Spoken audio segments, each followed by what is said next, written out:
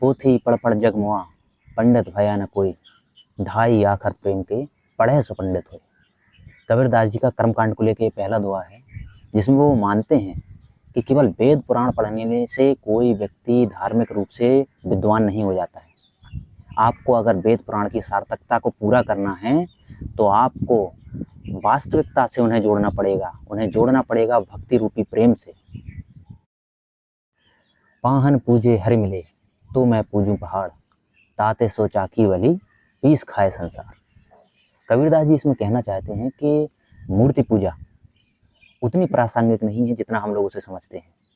अगर पत्थर की मूर्ति ही बनानी है तो उससे बेहतर है कि पत्थर की चक्की बना लो, क्योंकि चक्की बनाने से कम आटा तो पिसेगा, और जब आटा पिसेगा तो किसी न किसी की क्षुधा तो खत्म होगी, किसी न किसी का पेट तो भरेगा। अगर वास्तव में किसी ईश्वर को जानना है तो आपको अपने ही अंदर उन्हें खोजना पड़ेगा, पत्थरों में भगवान नहीं मिलेंगे। कबीरदास जी का ये मानना था। माला फेरत जुग भया फिरा न मन का फेर, कर का मन का डाल के मन का फेर। कबीरदास जी कह रहे हैं कि आपको पूरी उम्र बीत गई है माला फेरते हुए, बाहरी माला फेरते हुए या कर्मकांड करते हुए, लेकिन मन में जो उथल पुथल मची हुई थी ईश्वर को लेके, मन में जो उथल पुथल मची हुई थी ब्रह्म को खोज की, वो अभी तक पूरी नहीं हुई, वो अभी तक शांत नहीं हुई। और फिर कबीरदास जी ये बात को कहते हैं कि एक बार मेरी बात मान के मन का फेरो, मतलब मन में जाके उन्हें खोजो, मतलब अपने अंदर जाके उन्हें खोजो। हो सकता है ब्रह्म आपको मिल जाए, हो सकता है आपको वो चीज़ मिल जाए जिसकी वजह से आपके दिमाग में उथल पुथल मची हुई। काकर पाथर जोड़ के मस्जिद लई बनाए, ताचड़ मुल्ला बांग दे का बहरा हुआ खुदाए। कबीरदास जी का उद्देश्य किसी धर्म को नीचा दिखाने का नहीं है, वो बस इतना चाहते हैं कि हर धर्म का आदमी जो ईश्वर को पाने के लिए धर्म से जुड़ा हुआ है उसको कम से कम गलत रास्ते पर ना चलना पड़े। और इसीलिए इस दोहे में वो बोल रहे हैं कि केवल धार्मिक स्थलों पर जाके चिल्ला के ईश्वर नहीं मिल सकता। अगर आपको ईश्वर चाहिए तो आवाज़ लगाओ अपने भीतर, बुलाओ उन्हें अपने भीतर से, और जिस दिन वो अंदर जाके सुन लेंगे तुम्हारी आवाज़, उस दिन वो खुद प्रकट होकर तुमसे ये कहेंगे कि बेटा तुमने सही रास्ता चुना है। मूड़ मुड़ाए हर मिले, हर कोई ले मुड़ाए, बार बार के मूड़ते भेड़ न बैकुंठ जाए। कबीरदास जी अपने कर्मकांड के 5वें दोहे में वही बात फिर से कह रहे हैं कि इस प्रकार के कर्मकांड करके, आडंबर करके, अगर वास्तविकता में कोई ईश्वर को पा रहा होता, जिस तरीके से हम लोग बाल बनवा लेते हैं हर बार, कोई मंदिर में जाके, मस्जिद में जाके, गिरजाघर में जाके जिस तरीके से काम कर रहे हैं, उस तरीके से अगर भगवान मिल रहे होते तो हर कोई ना चला जाता ये सब काम करके। और इसलिए वो उदाहरण देते हैं भेड़ का। वो कहते हैं कि अगर मूड़ मुड़ाने से ही भगवान मिल रहे हैं तो भेड़ तो हर साल मूड़ मुड़ाती है, भेड़ तो पूरी की पूरी मुड़ जाती है हर साल। इस हिसाब से तो हर भेड़ को वैकुंठ में जाना चाहिए। बकरी पाती खात है ताकि खैंची खाल, जो नर बकरी खात हैं उनको कौन हवाल। कबीरदास जी कर्मकांड को लेकर अपने 6वें दोहे में धर्म के नाम पर हो रहे मांसाहार को लेकर प्रहार कर रहे हैं। वो बस ये बता रहे हैं कि जो बकरी केवल पत्तियां खा रही है, केवल घास खा रही है, उनकी हम लोग मिलकर खाल उतार लेते हैं, और जो लोग सीधा बकरी को ही खा जा रहे हैं, मतलब धर्म के नाम पर मांसाहार कर रहे हैं, उनका क्या दशा होने वाली है आगे चल के, ये सोचना बड़ा मुश्किल का काम है। मन ना रंगाए रंगाए जोगी कपड़ा। कबीरदास जी कर्मकांड को लेकर 7वें दोहे में यही बोल रहे हैं कि धार्मिक वस्त्रों को पहनने के बाद अगर व्यक्ति फिर भी तृष्णा, वासना या इच्छाओं से घिरा हुआ है इस दुनिया की, तो वो व्यक्ति कभी भी धार्मिक नहीं हो सकता, वो व्यक्ति कभी भी ईश्वर के करीब नहीं पहुंच सकता।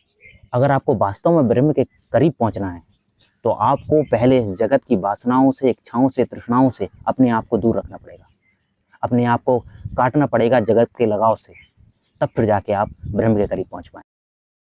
तीरथ गए सो एक फल, संत मिले फल चार, सतगुरु मिले तो अनंत फल, कहत कबीर विचार। कबीरदास जी आडंबर को लेकर अपने इस 8वें दोहे में ये बता रहे हैं कि केवल तीर्थ जाके ही आप ब्रह्म को नहीं पा सकते हैं। आपको अगर ब्रह्म को पाना है तो आप संत की खोज कर सकते हैं, अगर संत की खोज करते हैं तो भी ब्रह्म पाने के रास्ते पूर्ण रूप से मिल जाएंगे, ये भी कहना मुमकिन नहीं। अगर आपको वास्तविक ब्रह्म को पाने का रास्ता खोजना है तो आपको सतगुरु मतलब उस गुरु को खोजना पड़ेगा जो वास्तविकता में उस रास्ते को बताएगा जहां से ईश्वर को पाया जा सकता है, तभी आप जाके ईश्वर को पा सकते। कस्तूरी कुंडल बसे मृग ढूंढे बनमाही, ऐसे ही घट घट राम हैं दुनिया देखे नहीं। कबीरदास जी कर्मकांड को लेकर अपने 9वें दोहे में यही बता रहे हैं कि तीर्थ आडंबरों में फंसे हुए लोग जो दूर दूर तक चले जाते हैं ईश्वर को ढूंढने के लिए, बड़े बड़े रास्ते तय कर देते हैं भगवान को ढूंढने के लिए, उनके लिए केवल इतना ही कहना है कि आपके आसपास की छोटी छोटी चीज़ों में भगवान बसे हुए हैं। भगवान सर्वव्यापी हैं, तो आपको इतनी दूर जाने की ज़रूरत क्या है। और फिर बाद में वो कहते हैं, यहाँ तक कि मैं ये कहता हूँ कि आपको आसपास भी ढूंढने की ज़रूरत नहीं है, आपके अपने अंदर भी भगवान बसे हुए हैं। आपको खोजना है तो खुद में भी भगवान को खोजा जा सकता है। और इसी के साथ वो उदाहरण भी देते हैं कबीरदास जी कि जिस तरीके से मृग होता है ना, वो अपनी कस्तूरी को पूरे वन में ढूंढ रहा होता है, वास्तव में उसकी कस्तूरी उसके अंदर ही है।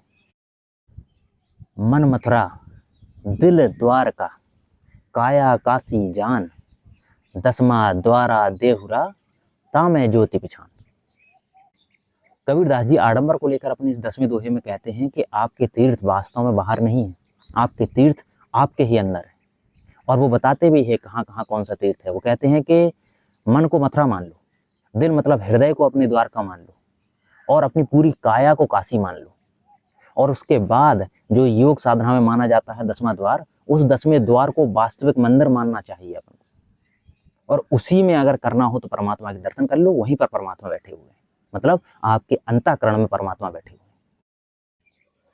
हैं। मोह को कहाँ ढूंढे रे बंदे, मैं तो तेरे पास में, ना तो कोनो क्रियाक्रम में, ना ही योग विराग में।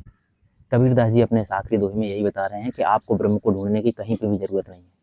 ना तो वो किसी क्रियाक्रम में है, मतलब कोई कर्मकांड आप कर रहे हैं, कोई आडंबर आप कर रहे हैं, कुछ कर रहे हैं, उसमें भी नहीं है। ना ही वो योग में मिलेंगे आपको, ना ही आप बैरागी हो जाएंगे तब भी नहीं मिलेंगे। अगर आपने अपने मन को शांत नहीं किया, आपने अपने मन को बेहतर नहीं बनाया, आपने अपने आप में उन्हें नहीं खोजा, तो आपको ईश्वर ब्रह्म या खुदा कहीं नहीं मिल सकते। और यहीं पर आज हम लोग खत्म करते हैं कबीरदास जी के कर्मकांड वाले पाठ को। और अगर आपको कबीरदास जी से जुड़े हुए किसी और पक्ष के बारे में दोहे जानने हो तो आप कृपया कमेंट सेक्शन में बता दें। धन्यवाद।